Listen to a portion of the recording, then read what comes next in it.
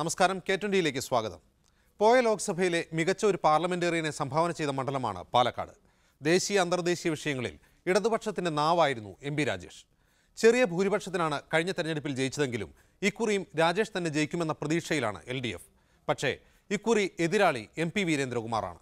പാലക്കാട് മണ്ഡലം ഇടതു കോട്ടയായാണ് അറിയപ്പെട്ടിരുന്നത്. എന്നാൽ മുൻപ് LDFിനോടൊപ്പം നിന്നിട്ടുള്ള മണ്ഡലങ്ങൾ പലതും ഇന്ന് ആലത്തൂർ മണ്ഡലത്തിലാണ്. പക്ഷേ ഇപ്പോഴും കണക്കിൽ പാലക്കാട് മണ്ഡലം ഇടതിനോടൊപ്പം തന്നെയാണ്. CPMന് ഏറെ തലവേദന സൃഷ്ടിച്ച MR മുരളിയും കൂട്ടരും പോയ തെരഞ്ഞെടുപ്പുകളിൽ LDFന് ചെറിയ പരിക്കുകൾ ഏൽപ്പിച്ചിരുന്നു. മുരളിയും കൂട്ടരും പഴയ പാളയത്തിൽ തന്നെ തിരിച്ചെത്തിയത് CPMന് കൂടുതൽ ആത്മവിശ്വാസം പകരുന്നുണ്ട്. പക്ഷേ പുതിയ പാർട്ടികളുടെ സാന്നിധ്യം, താരതമ്യേന ശക്തനായ എതിരാളി തുടങ്ങിയ ഘടകങ്ങൾ രാജേഷിന് ഇക്കുറി വെല്ലുവിളിയാണ്. പാലക്കാട് മണ്ഡലത്തിലെ കഴിഞ്ഞ തെരഞ്ഞെടുപ്പിലെ സ്ഥാനാർത്ഥികളുടെ പ്രകടനം നോക്കാം. പാലക്കാട് ലോക്സഭാ മണ്ഡലത്തിൽ കഴിഞ്ഞ തെരഞ്ഞെടുപ്പിൽ പോൾ ചെയ്തത് 7,89,648 വോട്ടാണ്. MP രാജേഷ് LDF സ്ഥാനാർത്ഥി. അദ്ദേഹം 42.81% വോട്ട് നേടി. അതായത് 3,38,070 വോട്ടാണ് MP രാജേഷ് നേടിയത്. സതീശൻ പാച്ചേനി UDF സ്ഥാനാർത്ഥി 42.58% വോട്ടാണ് നേടിയത്. അതായത് 3,36,250 വോട്ടാണ് സതീശൻ പാച്ചേനി നേടിയത്.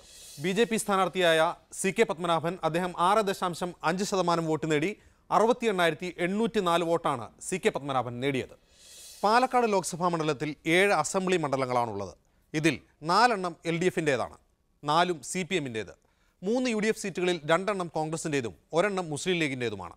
2011 ഈ അസംബ്ലി മണ്ഡലങ്ങളിലെ വിജയികളുടെ ലീഡ് നില നോക്കാം. പാലക്കാട് ലോക്സഭാ മണ്ഡലത്തിലെ ഒറ്റപ്പാലം അസംബ്ലി നിയോജക മണ്ഡലത്തിൽ LDF സ്ഥാനാർത്ഥി CPMലെ M ഹംസ 13,203 വോട്ടിൻ്റെ ലീഡാണ് നേടിയത്. പാലക്കാട് ലോക്സഭാ മണ്ഡലത്തിലെ പട്ടാമ്പി അസംബ്ലി നിയോജക മണ്ഡലത്തിൽ CP മുഹമ്മദ് UDF സ്ഥാനാർത്ഥി. അദ്ദേഹം 12,475 വോട്ടിൻ്റെ ലീഡ് നേടി. കോങ്ങാട് നിയോജക മണ്ഡലത്തിൽ CPMൻ്റെ LDF സ്ഥാനാർത്ഥി KV വിജയദാസ്. അദ്ദേഹം 3,565 വോട്ടിൻ്റെ ലീഡാണ് നേടിയത്. മണ്ണാർക്കാട് അസംബ്ലി നിയോജക മണ്ഡലത്തിൽ മുസ്ലിം ലീഗിൻ്റെ N ഷംസുദ്ദീൻ UDF സ്ഥാനാർത്ഥി. അദ്ദേഹം 8,270 വോട്ടിൻ്റെ ലീഡ് നേടി. പാലക്കാട് ലോക്സഭാ മണ്ഡലത്തിലെ പാലക്കാട് അസംബ്ലി നിയോജക മണ്ഡലത്തിൽ കോൺഗ്രസിൻ്റെ UDF സ്ഥാനാർത്ഥി ഷാഫി പറമ്പിൽ 7,403 വോട്ടിൻ്റെ ലീഡാണ് നേടിയത്. ഷൊർണൂർ നിയോജക മണ്ഡലത്തിൽ CPMൻ്റെ LDF സ്ഥാനാർത്ഥി KS സലീഖ 13,493 വോട്ടിൻ്റെ ഭൂരിപക്ഷമാണ് നേടിയത്. മലമ്പുഴ അസംബ്ലി നിയോജക മണ്ഡലത്തിൽ പ്രതിപക്ഷ നേതാവ് കൂടിയായ VS അച്യുതാനന്ദൻ LDF സ്ഥാനാർത്ഥി 23,440 വോട്ടിൻ്റെ ലീഡ് നേടി. കഴിഞ്ഞ അസംബ്ലി തെരഞ്ഞെടുപ്പിലെ ഭൂരിപക്ഷ നില കണക്കാക്കിയാൽ LDFന് ഈ മണ്ഡലത്തിൽ 25,553 വോട്ടിൻ്റെ ലീഡുണ്ട്. ഈ ലീഡ് നിലനിർത്താൻ LDFന് കഴിയുമോ? പാലക്കാട് നിന്ന് സാജിദ് അജ്മലിൻ്റെ റിപ്പോർട്ട്.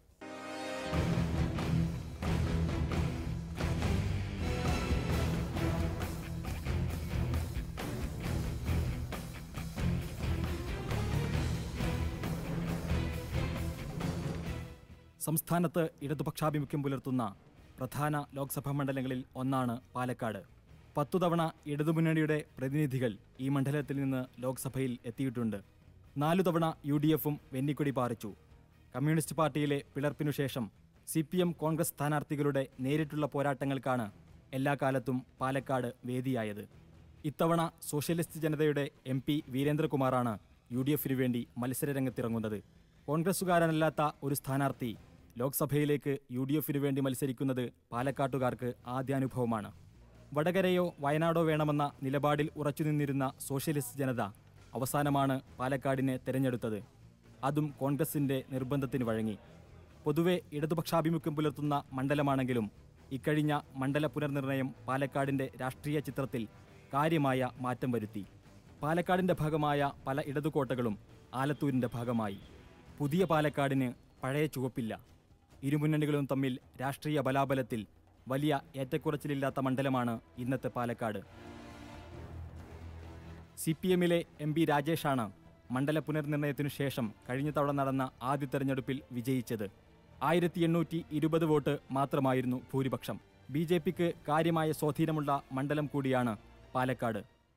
7 നിയമസഭാ മണ്ഡലങ്ങളാണ് പാലക്കാട് പാർലമെന്റ് മണ്ഡലത്തിലുള്ളത്. ഇതിൽ 4 LDF ഭരിക്കുമ്പോൾ 3 UDFിനൊപ്പമാണ്. പല മണ്ഡലങ്ങളും ഇരുമുന്നണിയെയും പരീക്ഷിച്ച ചരിത്രമാണുള്ളത്. പാലക്കാട് ലോക്സഭാ മണ്ഡലത്തിലെ 7 നിയമസഭാ മണ്ഡലങ്ങളിൽ 2011 തെരഞ്ഞെടുപ്പിൽ 4 ഇടതുമുന്നണിയാണ് വിജയിച്ചത്. 3 ജയം UDF-നൊപ്പമായിരുന്നു. ഷൊർണൂർ, ഒറ്റപ്പാലം, കോങ്ങാട്, മലമ്പുഴ എന്നിവയാണ് LDF-നെ തുണച്ച മണ്ഡലങ്ങൾ. പട്ടാമ്പി, മണ്ണാർക്കാട്, പാലക്കാട് എന്നീ മണ്ഡലങ്ങൾ UDF-നൊപ്പം നിന്നു. എങ്കിലും കണക്കിലും കാര്യത്തിലും പാലക്കാട് മണ്ഡലം ഇടതിനോടൊപ്പം തന്നെയാണ്. പോയ വർഷത്തെ അസംബ്ലി തെരഞ്ഞെടുപ്പ് ഫലങ്ങൾ ഇക്കാര്യം ഉറപ്പിക്കുന്നു. ആകെയുള്ള 7 മണ്ഡലങ്ങളിൽ 4 LDF വിജയിച്ചുവെന്ന് മാത്രമല്ല, ഭൂരിപക്ഷം എല്ലാ സ്ഥാനാർത്ഥികളുടെയും 10,000-ന് മുകളിലാണ്. പട്ടാമ്പിയിൽ CP മുഹമ്മദ് മാത്രമാണ് 10,000-ന് മുകളിൽ ഭൂരിപക്ഷം നേടിയ UDF സ്ഥാനാർത്ഥി. മാത്രമല്ല, കഴിഞ്ഞ തെരഞ്ഞെടുപ്പിൽ CPM വിമതനായിരുന്ന MR മുരളി ജനകീയ വികസന സമിതി രൂപീകരിച്ച് മത്സരിച്ചതാണ് രാജേഷിന്റെ ഭൂരിപക്ഷം കുറയാനുള്ള കാരണം. എന്നാൽ MR മുരളിയും കൂട്ടരും CPM-നെ പിന്തുണക്കുന്നത് ചില്ലറ ആശ്വാസമല്ല CPM-നും രാജേഷിനും നൽകുന്നത്. പോയ തെരഞ്ഞെടുപ്പിൽ മുരളി നേടിയ 20,000-ൽ പരം വോട്ടുകൾ LDF വോട്ടുകൾ തന്നെയാണ്. പട്ടാമ്പിയിൽ കോൺഗ്രസിന്റെ CP മുഹമ്മദ് 12,475 വോട്ടിനാണ് CPI-യുടെ KP സുരേഷ് രാജിനെ തോൽപ്പിച്ചത്. 1,68,595 വോട്ടർമാരുള്ള ഷൊർണൂർ മണ്ഡലത്തിൽ CPIM-ന്റെ KS സലീഖയാണ് MLA. കോൺഗ്രസിന്റെ ശാന്ത ജയറാമിനെയാണ് സലീഖ പരാജയപ്പെടുത്തിയത്. ഒറ്റപ്പാലം മണ്ഡലത്തിൽ കോൺഗ്രസിന്റെ VK ശ്രീകണ്ഠനെ 13,203 വോട്ടിനാണ് CPIM-ന്റെ M ഹംസ പരാജയപ്പെടുത്തിയത്. ഒറ്റപ്പാലത്ത് 1,80,850 വോട്ടർമാരാണ് ഉള്ളത്. SC മണ്ഡലമായ കോങ്ങാട് 1,57,909 വോട്ടർമാരുണ്ട്. KS വിജയദാസാണ് കോങ്ങാട് നിന്നും വിജയിച്ചത്. കോൺഗ്രസിന്റെ P സ്വാമിനാഥനെയാണ് വിജയദാസ് പരാജയപ്പെടുത്തിയത്. ജില്ലയിൽ മുസ്ലിം ലീഗ് ഭരിക്കുന്ന ഏക നിയോജക മണ്ഡലമാണ് മണ്ണാർക്കാട്. N ഷംസുദ്ദീൻ 8,270 വോട്ടിനാണ് CPI-യുടെ V ചാമുണ്ണിയെ പരാജയപ്പെടുത്തിയത്. 1,73,787 വോട്ടർമാരാണ് മണ്ണാർക്കാട് മണ്ഡലത്തിലുള്ളത്. പ്രതിപക്ഷ നേതാവായ VS അച്യുതാനന്ദൻ 23,440 വോട്ടിന്റെ ഭൂരിപക്ഷത്തിനാണ് മലമ്പുഴയിൽ നിന്നും വിജയിച്ചത്. കോൺഗ്രസിന്റെ ലതിക സുഭാഷിനെയാണ് VS പരാജയപ്പെടുത്തിയത്. 1,85,052 വോട്ടർമാരാണ് മലമ്പുഴ മണ്ഡലത്തിലുള്ളത്. UMLA ആയ ഷാഫി പറമ്പിൽ കോൺഗ്രസ് ചിഹ്നത്തിൽ 7,403 വോട്ടിന്റെ ഭൂരിപക്ഷത്തിൽ പാലക്കാട് നിയമസഭാ മണ്ഡലത്തിൽ നിന്നും വിജയിച്ചു. CPIM-ന്റെ KK ദിവാകരനാണ് ഷാഫിക്കെതിരെ മത്സരിച്ചിരുന്നത്.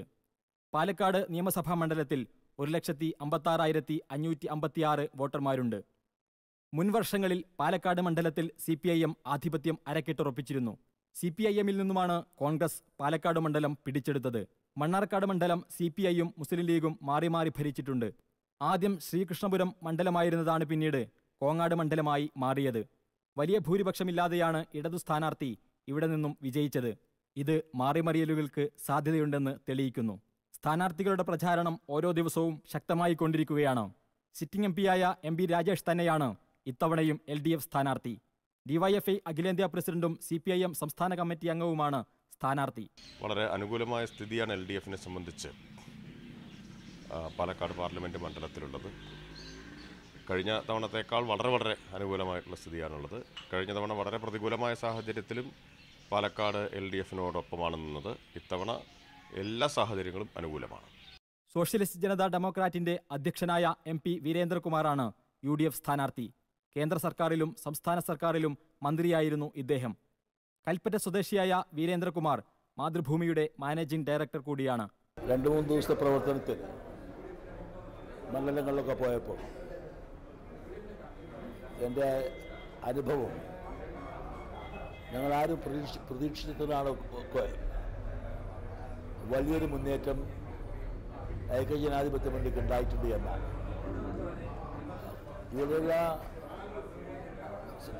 ഇവിടെയുള്ളവരൊക്കെ അന്വേഷിച്ചപ്പോൾ മറ്റുള്ളവരൊക്കെ അവരും പറയുന്നത് ഒരു കാലഘട്ടത്തിലും ഇല്ലാത്ത ഒരാവേശമാണ് അനുഭവപ്പെടുന്നതെന്നാണ്. ശോഭാ സുരേന്ദ്രനാണ് BJP സ്ഥാനാർത്ഥി. വടക്കാഞ്ചേരി സ്വദേശിയായ ഇവർ മഹിളാ മോർച്ചയുടെ സംസ്ഥാന പ്രസിഡന്റ് കൂടിയാണ്. വളരെ നല്ല പ്രതികരണമാണ്.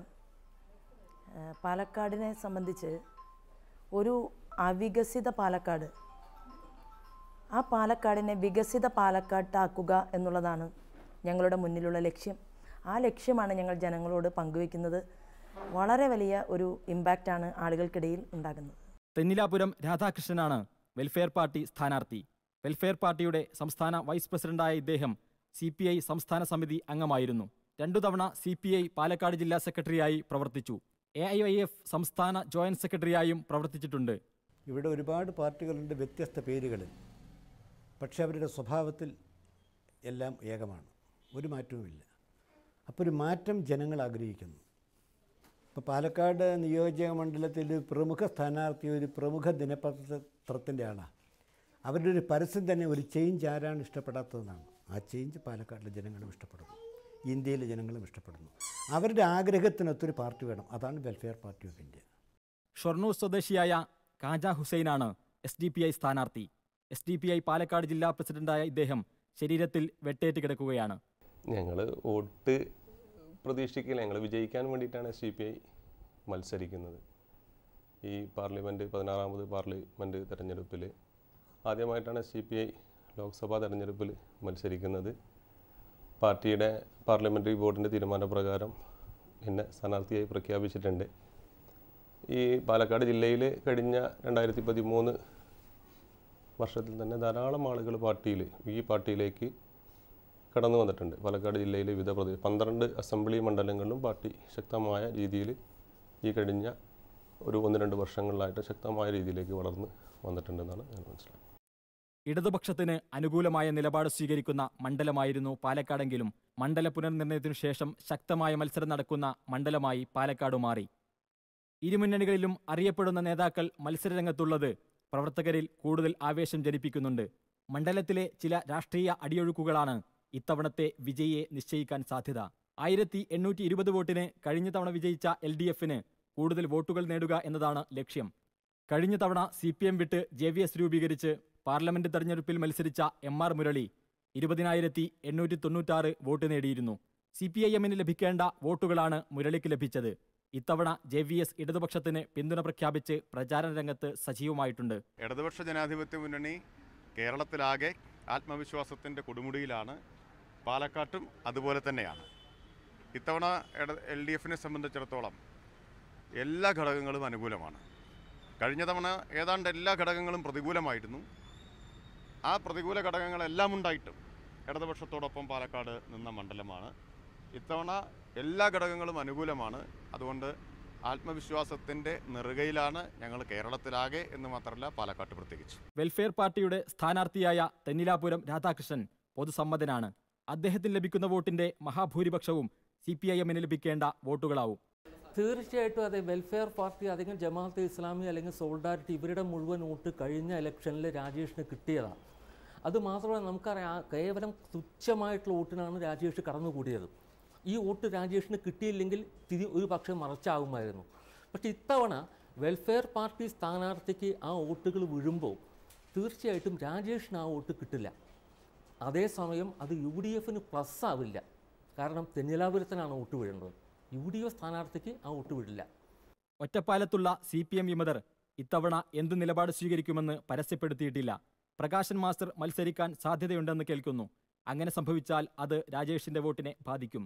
സോഷ്യലിസ്റ്റ് ജനതയ്ക്ക് സീറ്റ് നൽകിയതിൽ പ്രതിഷേധിച്ച് കോൺഗ്രസ് സംരക്ഷണ സമിതിയുടെ നേതൃത്വത്തിൽ വ്യാപകമായ പോസ്റ്ററുകൾ പ്രത്യക്ഷപ്പെട്ടിരുന്നു. ആളില്ലാ പാർട്ടിയെ ചുമക്കാൻ UDF പ്രവർത്തകർ കഴുതകളല്ലെന്നും പോസ്റ്ററിലുണ്ട്. വലിയ വിഭാഗം യൂത്ത് കോൺഗ്രസ് പ്രവർത്തകരും വീരേന്ദ്രകുമാറിന്റെ സ്ഥാനാർത്ഥിത്വത്തെ അംഗീകരിക്കുന്നില്ല. പ്രതിഷേധം വോട്ടിങ്ങിനെ സ്വാധീനിച്ചാൽ വീരേന്ദ്രകുമാറിന് തിരിച്ചടിയാവും. പട്ടാമ്പിയിലുള്ള കോൺഗ്രസ് വിമതനായ KSBA തങ്ങൾ മത്സരിക്കുമെന്ന വാർത്തകളുണ്ട്. അങ്ങനെ വന്നാൽ പട്ടാമ്പിയിലെ ജനകീയനായ തങ്ങൾക്ക് നല്ലൊരളവ് UDF വോട്ടുകൾ ലഭിക്കും. വീരേന്ദ്രകുമാറിനെതിരെ മാതൃഭൂമി റിപ്പോർട്ടർ K ശ്രീജിത്തും മത്സരിക്കുന്നുണ്ട്. മജീദിയ വേജ് ബോർഡ് ശുപാർശകൾ നടപ്പിലാക്കണമെന്നാവശ്യപ്പെട്ട ഒരു കൂട്ടം മാധ്യമപ്രവർത്തകരെ സ്ഥലം മാറ്റിയിരുന്നു. ഇക്കാര്യങ്ങൾ ജനങ്ങളിലെത്തിക്കുക എന്നതാണ് ശ്രീജിത്തിന്റെ ലക്ഷ്യം. ഇവിടെ ഇഷ്യൂ ഉള്ളത് പത്രലോകവും വേജ് ബോർഡിൻ്റെ ഒന്നല്ല. അതൊക്കെ INSഉം അതുപോലെ തന്നെ PTIയും അതുപോലെ പത്രലോകവുമായിട്ട് ബന്ധപ്പെട്ടതാണ്. ഞാൻ മത്സരിക്കുന്നത് ഐക്യജനാധിപത്യ മുന്നണിയുടെ രാഷ്ട്രീയ പൊളിറ്റിക്കൽ കാൻഡിഡേറ്റാണ്. അതുകൊണ്ട് പത്രലോകത്തിലെ പ്രശ്നങ്ങളൊന്നും ഞാനിവിടെ പ്രതികരിക്കേണ്ടത്. അതൊക്കെ INS റീജിയണൽ കമ്മിറ്റി പ്രസിഡന്റ് ഉണ്ട്, INS നാഷണൽ പ്രസിഡന്റ് ഉണ്ട്, അവരുടെ ഓർഗനൈസേഷൻസ് ഉണ്ട്. അവരോടൊക്കെയാണ് ആ കാര്യങ്ങൾ ചോദിക്കേണ്ടത്. പിന്നെ മത്സരിക്കുന്നു, ആർക്കും മത്സരിക്കാമല്ലോ. അത് ഇന്നാളൊന്നുമില്ല, ആർക്കും മത്സരിക്കും. സോഷ്യലിസ്റ്റ് ജനതയിൽ നിന്നും പുറത്തുപോയ മുതിർന്ന നേതാവായ K കൃഷ്ണൻകുട്ടി ഗുരുതരമായ ആരോപണങ്ങളാണ് വീരേന്ദ്രകുമാറിനെതിരെ ഉന്നയിക്കുന്നത്. പാലക്കാട്ടുകാരനായ കൃഷ്ണൻകുട്ടി തന്നെ ജനങ്ങളിലേക്ക് നേരിട്ടിറങ്ങി വീരനെതിരെ പ്രചാരണം നടത്തുമെന്ന് പ്രഖ്യാപിച്ചു കഴിഞ്ഞു.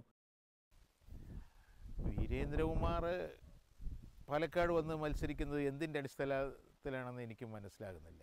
ഒന്നില്ലയോ അദ്ദേഹത്തിൻ്റെ പാർട്ടിക്കും ഈ പാലക്കാട് ഒരു നിയോജക മണ്ഡലത്തിലെങ്കിലും ഒരു 10 പേരെങ്കിലും വേണം. അതില്ല. പിന്നെ എങ്ങനെ അദ്ദേഹം ഇവിടെ വരിക? പിന്നെ എന്തിൻ്റെ അടിസ്ഥാനത്തിലാണ് ഇവിടെ വരിക എന്നുള്ളത് അദ്ദേഹം തന്നെ ഒരു പണ്ട് പറഞ്ഞൊരു പേയ്മെൻറ്റ് സീറ്റ് എന്നുള്ളത്. പേയ്മെൻറ്റ് സീറ്റ് തന്നെയല്ലേ പിന്നെ ഇവിടെ അദ്ദേഹത്തിന് ഒരു പേരുമില്ലല്ലോ. പേരുമില്ലാതെ നടത്തണമെങ്കിൽ പിന്നെ എങ്ങനെ കൊണ്ട് നടത്തുക? ആ സീറ്റ് മേടിച്ചത് എന്ന് പറഞ്ഞാൽ അല്ലാണ്ട് അർഹതയുണ്ടായിട്ട് കിട്ടുകയല്ല. അപ്പോൾ അത് വില കൊടുത്ത് മേടിക്കുക തന്നെയാണ്. ആ വില കൊടുത്ത് മേടിക്കൽ തന്നെയായിരിക്കും പാലക്കാട് വരുന്നതിൽ ഉണ്ടാകാൻ പോകുന്നത്. BJPക്ക് തലവേദന സൃഷ്ടിക്കുന്നത് ശിവസേന മത്സരിക്കുമെന്ന വാർത്തകളാണ്. BJPയുടെ വോട്ടുകളിൽ ശിവസേന വിള്ളൽ സൃഷ്ടിക്കുമെന്ന് ഉറപ്പാണ്. BJPക്കകത്തുള്ള വിമത പ്രവർത്തനങ്ങളും BJPയുടെ ശക്തി കേന്ദ്രങ്ങളിൽ പോലും വോട്ട് ചോർച്ചയുണ്ടാക്കും.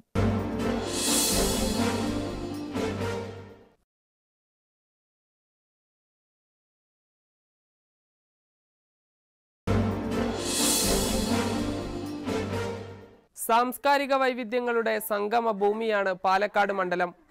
ആദിവാസികളും ദളിതരും ന്യൂനപക്ഷങ്ങളും സവർണരുമെല്ലാം ഈ മണ്ഡലത്തിലെ വോട്ടർമാരാണ്. മണ്ഡല പുനർനിർണയത്തോടെ പഴയ പോലെ ശക്തമായൊരു ഈഴവ വോട്ട് ബാങ്കുള്ള മണ്ഡലമെന്ന് പാലക്കാടിനെ പറയാൻ കഴിയില്ല. സവർണ വോട്ടുകളും ന്യൂനപക്ഷ വോട്ടുകളും നിർണായകമായ മണ്ഡലമാണ് ഇപ്പോഴത്തെ പാലക്കാട്. പഴയ വള്ളുവനാട്, ഒറ്റപ്പാലം, ഷൊർണൂർ, പട്ടാമ്പി ഈ വക മണ്ഡലങ്ങളൊക്കെ ഇത് പാലക്കാട് പെട്ടേ പോകും. സ്വാഭാവികമായിട്ടും ഒരു വരേണ്യവർഗം അല്ലെങ്കിൽ നായർ സമുദായം അവർക്കും വളരെ നിർണായകമായിട്ട് സ്വാധീനം ചെലുത്താൻ കഴിഞ്ഞു. അതിനു പുറമെയാണ് പഴയ പാലക്കാടും പുനഃസംഘടിപ്പിക്കപ്പെട്ട പാലക്കാടും നോക്കുമ്പോൾ മുസ്ലിം കമ്മ്യൂണിറ്റി വളരെ നിർണായകമായിട്ടുള്ള ചില അസംബ്ലി മണ്ഡലങ്ങൾ പാലക്കാടുണ്ട്. ഉദാഹരണം പട്ടാമ്പി, അതായത് മലമ്പുഴ അസംബ്ലി നിയോജക മണ്ഡലത്തിൽ താരതമ്യേന കുറവുണ്ടെങ്കിലും ബാക്കിയുള്ള 6 അസംബ്ലി മണ്ഡലങ്ങളിലും നിർണായക ശക്തിയായിട്ട് മാറാൻ മുസ്ലിം സമുദായത്തിന് കഴിഞ്ഞിട്ടുണ്ട്. അട്ടപ്പാടിയിലെ 3 പഞ്ചായത്തുകളും ഭരിക്കുന്നത് UDF ആണെങ്കിലും കസ്തൂരിരംഗൻ റിപ്പോർട്ട് ഇത്തവണത്തെ UDF വോട്ടുകൾ മറിയുന്നതിന് സാധ്യതയുണ്ട്. അട്ടപ്പാടി എന്ന് പറഞ്ഞാൽ മണ്ണാർക്കാട് അസംബ്ലി നിയോജക മണ്ഡലത്തിൽപ്പെട്ട 3 പഞ്ചായത്തുകൾ ഷോളയൂർ, പുതു, അഗളി. ഈ മണ്ഡലങ്ങളിൽ ആദിവാസി വോട്ടുകളുണ്ട്. ആദിവാസി വോട്ടുകളുടെ ഒപ്പം തന്നെ പ്രധാനം വന്തവാസികളെന്ന് അറിയപ്പെടുന്ന കുടിയേറ്റ കർഷകർക്കുണ്ട്. അത് സ്വാഭാവികമായിട്ടും അവിടെ ഇപ്പോൾ ആ 3 പഞ്ചായത്തുകളും ഭരിക്കുന്നത് UDF ആണെങ്കിലും ഇടതു മുന്നണിക്കും അവിടെ ഒരു പ്രമുഖ സ്ഥാനം അവിടെയുണ്ട്. കുടിവെള്ളത്തിന്റെ ലഭ്യതക്കുറവും വരൾച്ച മൂലമുള്ള കൃഷിനാശവുമാണ് പാലക്കാട്ടെ ഏറ്റവും വലിയ വികസന പ്രശ്നം. റെയിൽവേ വികസനവും വിദ്യാഭ്യാസ ആരോഗ്യ മേഖലയിലെ വികസന മുരടിപ്പും പാലക്കാട്ട് ചർച്ചയാവും. പാലക്കാട് ജില്ലയുടെ എല്ലാ ഭാഗത്തും കുടിവെള്ളമെന്നത് കിട്ടാക്കനിയായി കൊണ്ടിരിക്കുകയാണ്. മരുഭൂമി സമാനമായ കാലാവസ്ഥയാണ് പലയിടത്തുമുള്ളത്. പിന്നെ എന്താണ് പ്രധാനപ്പെട്ട ആവശ്യം എന്ന് ചോദിക്കുന്നത്, ഞാൻ സത്യസന്ധമായി പാലക്കാടിന് കുടിവെള്ളമില്ല. പാലക്കാടിൻ്റെ നെൽകൃഷി തകർച്ചയിലാണ്. കോച്ച് ഫാക്ടറിയും റെയിൽവേയും അപ്രധാനമാണെന്നല്ല ഞാൻ പറയുന്നത്. നെൽകൃഷിയാണ് സുപ്രധാനം, കുടിവെള്ളമാണ് പ്രധാനം. ഇതുവരെ ഒരു രാഷ്ട്രീയ പാർട്ടിയും മദ്യത്തിനെതിരെ വർത്തമാനം പറഞ്ഞിട്ടില്ല. പാലക്കാട് ജില്ലയിലെ കുടിവെള്ളത്തെക്കുറിച്ച് പറഞ്ഞിട്ടില്ല. പാലക്കാട് എന്ന് പറഞ്ഞാൽ പലരൊക്കെ കെട്ടുകഥകൾ പോലെ പാലമരങ്ങളുള്ള കാട് നെവർ, അതല്ല അതിൻ്റെ അർത്ഥം. മരുഭൂമി എന്നാണ് തമിഴ് വാക്കാണത്. പാലവനച്ചോലയെന്ന്. മരുഭൂമിയാണ് പാലക്കാട് ജില്ല. അവിടെ കുടിവെള്ളം എല്ലാ പഞ്ചായത്തിനും പ്രശ്നമാണ്. സ്വാതന്ത്ര്യത്തിൻ്റെ കൊല്ലം എത്രയായാലും മാറി LDF UDF ഇവിടെ ഭരിച്ചിട്ടും കുടിവെള്ളമില്ല. കുടിവെള്ള പ്രശ്നത്തിന് ശാശ്വത പരിഹാരമാണ് തെരഞ്ഞെടുപ്പിലെ പ്രധാന ആവശ്യം. മണ്ഡലത്തിലെ നല്ലൊരളവ് ആളുകളും കർഷകരാണ്. പലപ്പോഴും നെൽകൃഷി അടക്കമുള്ളവ പൂർണ്ണമായും ഉണങ്ങിപ്പോകുന്നു. കാർഷിക മേഖലയെ ഗുരുതരമായി ബാധിക്കുന്ന ഒരു പ്രശ്നമാണിത്. ഓരോ ദിവസം കഴിയും തോറും ചൂട് കൂടിക്കൊണ്ടുവരുന്നു. ഡാമുകളിലെ വെള്ളം കുറഞ്ഞു, കുളങ്ങൾ വറ്റി. അതുപോലെ ഇപ്പോൾ ചിറ്റൂർ മേഖലയിലാണെങ്കിൽ പറമ്പിക്കുളം അളിയാർ പദ്ധതിയിൽ നിന്ന് വേണം നമുക്ക് വെള്ളം കിട്ടാൻ. കരാർ അപ്രകാരം നമുക്ക് ഇനിയും വെള്ളം കിട്ടാനുണ്ട്. കുടിശ്ശിക ബാക്കി നിൽക്കുന്നുണ്ട്. പോരെങ്കിൽ ഈ വർഷകാലങ്ങളിൽ അവിടെ ഉണ്ടാകുന്ന സർപ്ലസ് വാട്ടർ അതിൻ്റെ വിഹിതമൊന്നും നമുക്ക് ലഭിക്കുന്നില്ല. സർക്കാർ മേഖലയിലും സ്വകാര്യ മേഖലയിൽ പോലും പാലക്കാട് നല്ലൊരു ആശുപത്രിയില്ല. ചികിത്സക്കായി കോയമ്പത്തൂർ ഉൾപ്പെടെയുള്ള വിദൂര സ്ഥലങ്ങളെ ആശ്രയിക്കേണ്ടി വരുന്നു. പണി പൂർത്തിയായി വരുന്ന സർക്കാർ മെഡിക്കൽ കോളേജാണ് ആകെയുള്ള പ്രതീക്ഷ. SSLC പരീക്ഷാഫലം വരുമ്പോൾ വർഷങ്ങളായി പാലക്കാട് ജില്ലയാണ് 14ാം സ്ഥാനത്തുള്ളത്. ഉന്നത വിദ്യാഭ്യാസ രംഗത്ത് IIT തുടങ്ങുമെന്ന് പ്രഖ്യാപിച്ചിരുന്നു. എന്നാൽ IIT ഇപ്പോഴൊന്നും നടക്കില്ലെന്നാണ് കേന്ദ്രമന്ത്രി ശശി തരൂർ പറഞ്ഞത്. മണ്ണാർക്കാടിനെ പാലക്കാട് റവന്യൂ ജില്ലയിലെ മൂന്നാമത് വിദ്യാഭ്യാസ ജില്ലയാക്കിയത് ഗുണം ചെയ്യുമോ എന്നറിയാൻ കുറച്ചുകൂടി കാത്തിരിക്കണം. റെയിൽവേ വികസന രംഗത്താണ് പാലക്കാട് ഏറ്റവും കൂടുതൽ തിരിച്ചടികൾ നേരിടുന്നത്. കഞ്ചിക്കോട് കോച്ച് ഫാക്ടറി, പാലക്കാട് പൊള്ളാച്ചി പാതയുടെ പണിമുരടിച്ചത്, ഡിവിഷൻ വിഭജനം എന്നിവയെല്ലാം ഉദാഹരണങ്ങൾ മാത്രമാണ്. കഞ്ചിക്കോട് കോച്ച് ഫാക്ടറി നിർമ്മാണത്തിൽ സെയിലിന്റെ പങ്കാളിത്തവുമായി ബന്ധപ്പെട്ട് തെരഞ്ഞെടുപ്പ് പ്രഖ്യാപനത്തിന് തൊട്ടുമുമ്പ് മുൻ എംപിയും സ്വന്തം പാർട്ടിക്കാരനുമായ NN കൃഷ്ണദാസുമായുള്ള വാക്തർക്കം രാജേഷിന് തലവേദനയായിരുന്നു. സെയിൽ എന്ന് പറയുന്നത് ആരുടെയും സ്വന്തം കമ്പനിയല്ല. സെയിൽ ഇന്ത്യ ഗവൺമെൻറ്റിൻ്റെ സമ്പൂർണ്ണ ഉടമസ്ഥതയിലുള്ള ഒരു സബ്സിഡിയറി സ്ഥാപനമാണ്. ഗവൺമെൻറ് തീരുമാനിക്കാതെ സെയിലിൽ നിന്ന് ₹1 അങ്ങോട്ട് മാറ്റാൻ ആർക്കും പറ്റില്ല. ഒരു ചെയർമാനും പറ്റില്ല, ഒരു MDക്കും പറ്റില്ല, ഇന്ത്യ ഗവൺമെൻറ് വിചാരിക്കാതെ. അതറിയാത്തവർ, നിങ്ങളും അറിയാത്തവരുണ്ടാവും, ലോകത്ത് ബാക്കി എല്ലാവർക്കും അതറിയാം. സെയിലിനെ CPM ഞാനോ നിർദ്ദേശിച്ചിട്ടില്ല. പിന്നെ ഞങ്ങൾക്ക് എന്താ അതിൻ്റെ ഉത്തരവാദിത്വം?